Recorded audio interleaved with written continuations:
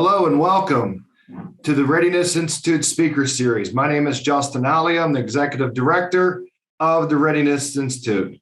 And today the topic is, what is community and future readiness? The mission of the Readiness Institute is to enable education, industry, and community partners to coordinate, collaborate, and create experiences for learners to achieve community and future readiness. And today we are extremely excited to welcome our guest speaker today, Dr. Stan Thompson, Senior Program Director of the Heinz Endowments and the Executive Advisor of the Readiness Institute. Stan, how are you today? I am doing well, Justin. Thank you, and yourself? I'm doing very well. I'm doing better now that you're part of the speaker series. And Stan, we're excited to have you today. And for everyone listening today or people listening to our taped speaker series events in the future, can you let the listeners know a little bit more about you and your background? Because as we talk to learners all the time, we talk about our personal and professional pathways to show them that there's many ways to get to where you are, and not just where you are, but who you are is so important. So if you can maybe spend a couple minutes talk about your personal and professional pathway story and how you got to where you are today. Sure, I'd be happy to. Remember the name Ken Wagner. Ken Wagner was my high school social studies teacher. And Ken Wagner was one of those individuals who very early on in my high school career had this incredible impact on me.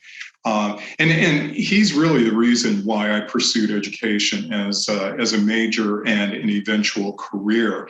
So I'd have to say that for me, that mentorship, that admiration of Ken Wagner, at that point created a pathway for me into education. And, you know, I have to say that along the way, as I was pursuing a degree in English and thinking about becoming a teacher, I found myself really excited about that as a profession, but also saw along the lines that that there were opportunities to do other things that are education related. So after spending actually 7 years in the classroom, teaching, beginning in a rural setting in Kansas, I was able to go ahead and hone those skills by moving to another setting, and actually moving from a public school setting to an independent school setting, which also happened to be in a boarding school on Long Island. And I was there for about 6 years in that setting. And one of the things that I learned in both settings is the importance of knowing who your students are. And I think very often, you know, we think that we're teaching content and we're excited about our subject area as teachers. You should be. But more importantly, you should be focused on students, on that relationship. And so through my time at the Roosevelt Junior High School in Great Bend, Kansas, and the Stony Brook School on Long Island in Stony Brook, New York, I found myself really growing as someone who was excited about not only teaching students, but learning with my students. That pathway eventually took me back to graduate school. And at this point, I have to say that I was really intrigued with policies, how education decisions were made in larger districts. And so I was able to go ahead and pursue a degree in administration at the School of Education at Harvard. And it was one of the things that moved me along into administration. The final thing I'll say about this is it was along that pathway that I started to meet some interesting folks nationally.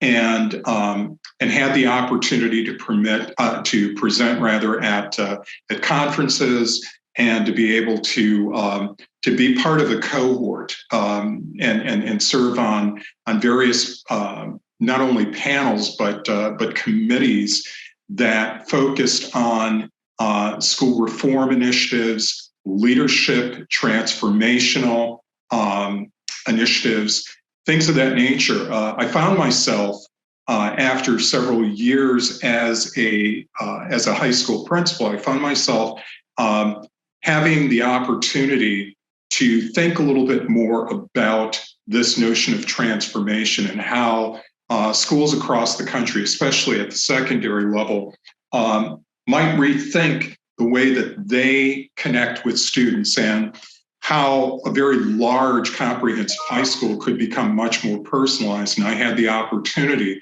in one of my careers to work with Ted Sizer at Brown University. So had spent time working in that setting and spending a lot of time working with schools across the country, in particular, spending a lot of time in urban centers like Chicago, Kansas City, St. Louis, Cincinnati, Louisville, Jefferson County in Louisville, Kentucky, and have to say that it was one of the things that helped me take a look at how students were given the opportunity to really develop their own agency in their learning.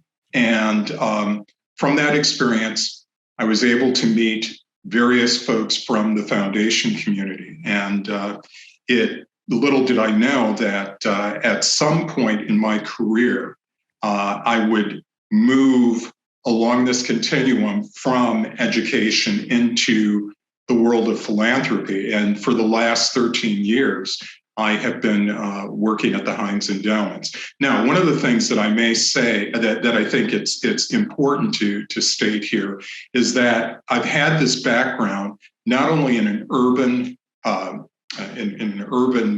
district as an administrator, but also had the opportunity to teach at an independent school, worked in a rural town, but also had the opportunity to work not only in a district, but also a charter. And I think having that experience has really given me the opportunity to see the importance of having just an ecosystem in learning that embraces true diversity. That's amazing. I mean, what an amazing story. And I heard so many times learning and how you learned with your students and you were intrigued by this. So you wanted to learn more about that. And your love of learning really opened up a lot of pathways through your sense of curiosity to figure out your next steps in your life. But you continued to want to learn, and it opened up doors in your life, which is amazing. And it helped you become ready for your future, no matter what comes next. And so going back to our topic today is to what is community and future readiness, since you spent your whole life learning and getting ready, what do you think community and future readiness is, and why is community and future readiness so important? So from my vantage point, community and future readiness is achieved when learners, regardless of whether they're in a certain zip code, race, ethnicity, gender, sexual identity, or ability level, it's when they are able to develop the skills, the attitudes, the values that are needed to design and lead in, I think, those personal, those professional, and public lives that we all have to embrace at some place somewhere along our journeys. So that's how I would describe it. But I think for our audience, people may say, so how do you begin to kind of parse that? How do you get below some of those layers, And I would say that from my standpoint, I think preparing students to be well-resourced, lifelong learners with the ability to be nimble, because there are a lot of things that are coming their way that they're going to have to learn how to navigate throughout life. And I think that has a lot to do with being community and future ready. I think in addition to that, it's making sure that that the learner has the opportunity to find himself in an environment where they're dealing with real issues with authenticity in their learning. Because I think that there are those things that we do in schools that seem for a lot of students pretty artificial. They're detached. They're not really connected with a lot of the things that are happening in our respective neighborhoods and communities. And so I'd have to say that it's important that to be community and future readiness, you need to be in the community. You need to make sure that learning is not relegated to a school, to a classroom, but that it really permeates outside of the schoolhouse doors, in the classroom. And so that's another thing that I think is really very important. If I may, I think using a personal just example of this, I think will maybe hit the target with this definition that we're using today. And that is, I'd like to use my son's experience. My son, Micah, who is almost 34 years old today, is a husband, a father, and just someone who I admire tremendously. I look back at his experience as he was transitioning from middle school to high school. And unlike my two daughters who went to the neighborhood school and who thrived in that setting, taking AP courses and participating in choir and drama and debate team, my son was someone who was totally different than his sisters. He was someone who loved music, loved writing, and he didn't like being in a large setting. So we had to find a setting for him that we knew was going to be much more connected with his interests, and at the same time would provide some real personalization of learning for him. And luckily we found that school in Providence, Rhode Island, where we were living at the time, through Big Picture. And there are folks who have heard about Big Picture schools, the fact that they are much more personalized in their approach to learning. The fact that my son was in an advisory all 4 years with 14, 15 other students. He was known by a teacher or an advisor throughout that entire period. The fact that he had access to learning through internships by being out in the community a couple of days during the week, the fact that he could access courses beyond what he was learning there at Big Picture, at the community college, and at universities in the area, I think was a tremendous resource and contributed to who he is today. So I would say the takeaways from Micah's experience would be the personalization, the fact that he was known well by an adult, the fact that he worked on authentic learning, project-based learning, the fact that he was literally in the community. So when we talk about community and future readiness, he was out in the community learning from other people. He had mentors. The fact that there was education, industry, and the community working together to somehow bolster those those gifts, those talents that my son was exhibiting in these various places. And then finally, I think the fact that there was an opportunity to see the multiple pathways for learning and career exploration that my son was exposed to. So that, to me, is an example of what community and future readiness is. And I have to say, after seeing that for my son, I had to ask myself, why aren't we doing this for more kids? And that's really one of the reasons why the Readiness Institute, for me, became this idea that I thought, we've got to do something more. Time is running out. We've got to do something for our students that will show them that they do have a pathway that's going to allow them not only to exhibit, their particular interests and to be able to do something extremely well, but also that's going to give them the opportunity to thrive. When it comes to someone's not just their academic, achievement, but what about what they're contributing to people around them? What about being able to have an impact on others in such a way where eventually they are going to change their neighborhoods because of the leadership they're providing and the stewardship that they're also providing. So that, to me, again, is what I see as being community and future ready in a very real sense.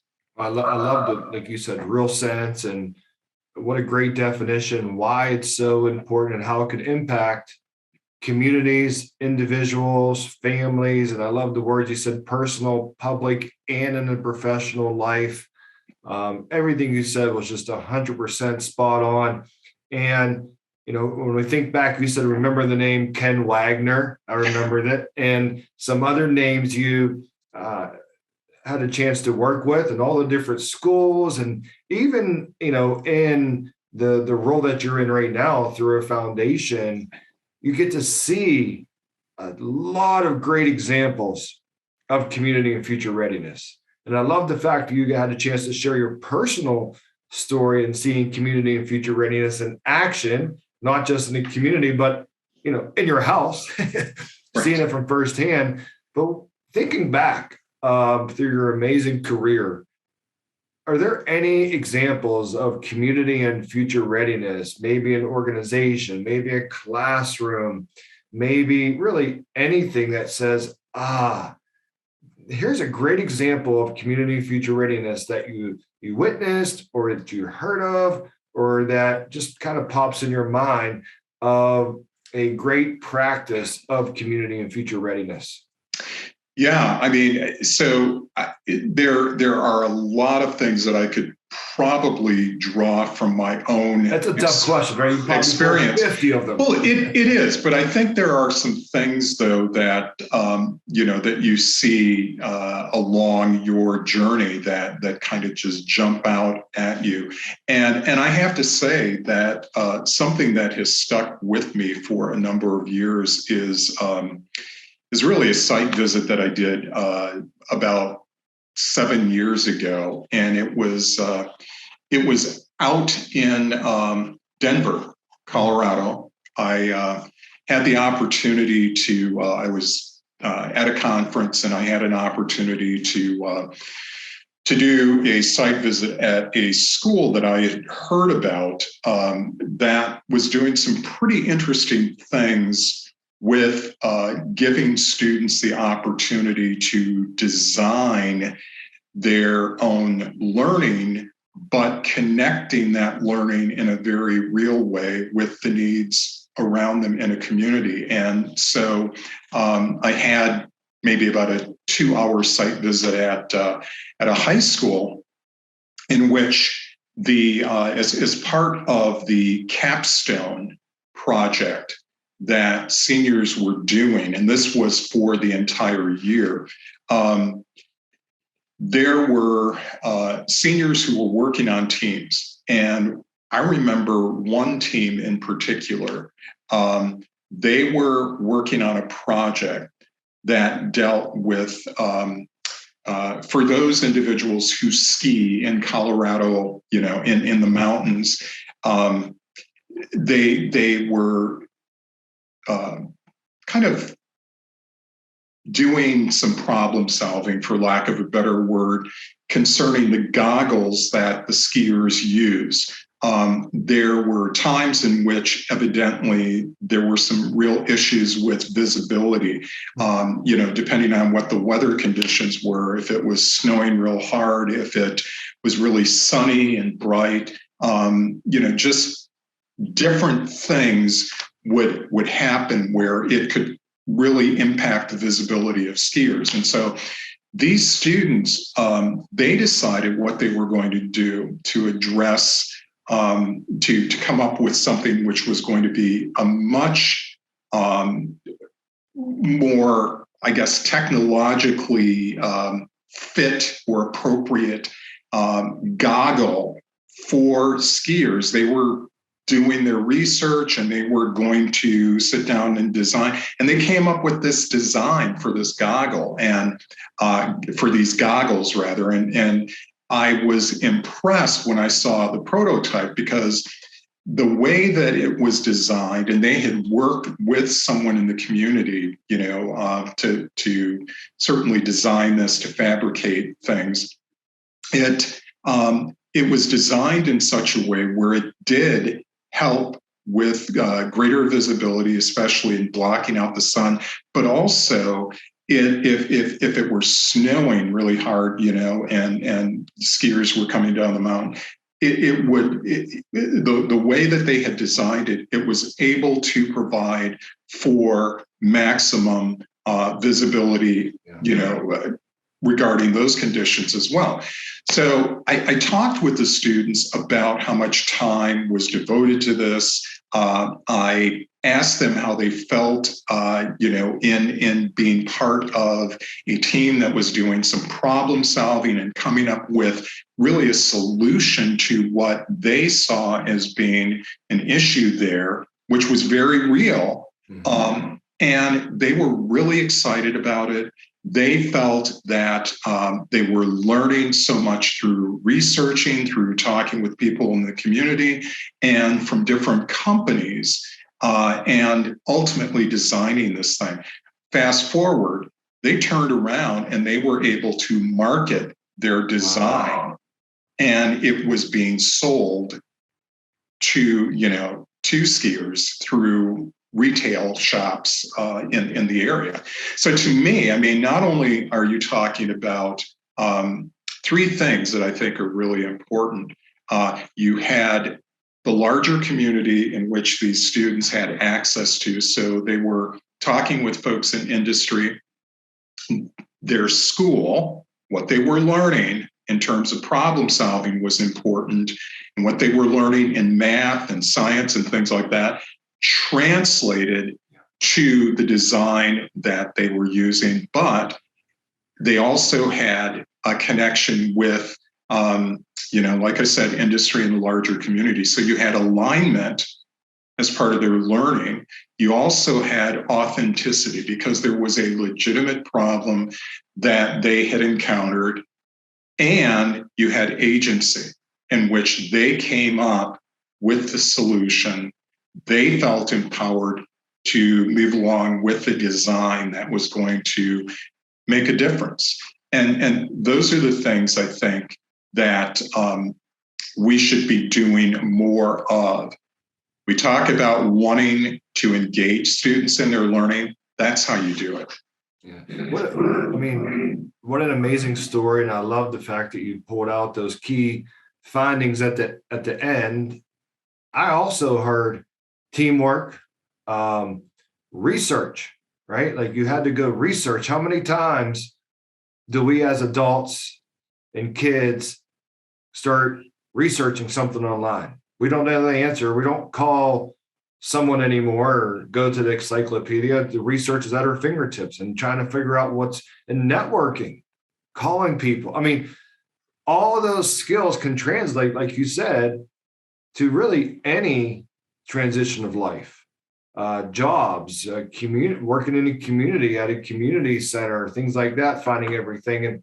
And to me, the example you gave and the personal story example, that's community and future readiness. They will take those skills and transition, but also transform your learning. And I think you use those words as well. So, Stan, this has been an amazing conversation on community and future readiness. I think people listening now and people that will listen in the future will gain a lot of insight from you. So we want to thank you. And this will be recorded. So if you're listening right now and you want to share it, and go to readinessinstitute.psu.edu. This will be posted on YouTube so you can share with anybody you also want. But before we step off, Stan, I want to thank you and allow you to share any last words to our audience for our speaker series on community future readiness, or just anything in general. Yeah. I would just challenge folks to, if they haven't already done so. I know people in the audience, are very reflective. I know that they are thoughtful when it comes to the topic. But at the Readiness Institute, we view the world, or we are hoping to get those participants to view the world through our 5 critical questions. And those questions, of course: who am I? Who do I want to become? How do I get there? How do I continue to grow? And how do I give back to my community? I think those are questions we certainly want our learners to ask themselves. But I dare say these are questions that I would hope our community members would ask themselves, because if you really want to become community and future ready, it's using that lens that will help you eventually get to what it means to be community and future ready. Awesome. That's great advice. And I want to thank Kelly for dropping in the chat, for commenting on you providing an amazing and inspirational story. And I'm going to ask anybody listening right now, if you want to add a question into the chat, please feel free at this time. I'm sure Stan will love to answer any questions that you have about community and future readiness, or learning pathways in general. So as you're thinking about your question, and if you want to drop it in the chat, I also want to take this moment to thank Emma Hanser, Program Manager at the Readiness Institute, for setting all this up today for the speaker series, such a key member to our team. And I'm not seeing any questions in the chat right now, but if you want to connect with the Readiness Institute, like I said, please feel free to go to readinessinstitute.psu.edu. Please feel free to email us if you have any questions. We can forward those to Stan. There's Josiah. Wonderful. So he says, really wonderful. Thank you both. He does have a question. How can we best engage with youth directly? What's working and what's exciting? So Stan, I'll let you take that. And thank you, Josiah, for the question. Sure. Yeah, I think, one of the things, what's low-hanging fruit is we're exposed to kids all the time. The question is, how do we really draw them in to an experience in which they feel empowered, in which they feel as though they're not only having their needs met, but they're looking at their peers and they're connecting with them in a significant way. So, schools, we have this mindset. We have to rethink the way that we use our classroom time, our time in out of school time, venues, the way that we talk to each other. I think those are ways in which we begin to directly connect with youth in a way that's going to draw them into something. I alluded to this earlier, and I think that it's important, until we learn that it's about people, connecting with them, learning about them, and what is truly going to help them think about their purpose and pursue their purpose. Unless we connect in that way, I think that we're going to be missing out on some tremendous opportunities to hear from kids and to empower kids. I couldn't agree with you anymore. And great question, Josiah. When I think about the summer program for our learners last summertime, working with rising high school seniors, at the end, one of the questions to the learner was, what did you think about the program and your peers and your instructors and your visits and so forth? And they said something I was like just mind blown about. He goes, I learned so much because I was treated as a professional and not a student. And I was respected and my voice was respected. And every day I came in here, I felt like I was part of a team and I was able to contribute every day. And that was so powerful. I mean, thinking about education in general, and we think about sometimes our learners are the customers and we need to teach and serve them and not make them part of the team. And like you said, empowering them to be part of the team is so critical in that decision role. But it's hard sometimes too. It's hard sometimes when you're a high school of 2,000 kids. How do you do that? Yeah, but I think high schools do in general. Some high schools do a great job with it. Some high schools are learning about it every day as kids are changing every day as well. And I know through the Readiness Institute, we're assisting teachers in becoming much more in tune with how you cultivate those relationships. Because again, it isn't something that comes naturally, but it is something that in order for us to really be, I think, intentional about creating a different pathway for students, we have to do so in such a way where teachers are having the necessary tools and strategies to be able to connect with students in a different way. So great, Stan. And I'll just here's another chat from Kelly here. She said, I'm a high school learner support teacher who wants each of my students to be able to shine. Thank you, Kelly, regardless of whether they fit into a typical school mold. There has to be more I can do to help make this happen. I would love to help with this, please. I feel like my hands are tied, but my heart is pushing me to do more. Kelly, please feel free to drop in a chat, your email, or we can find you. We'd love to work with you on this as well. And I think that's one of the things is that we always talk about is, the willingness to communicate, to collaborate together.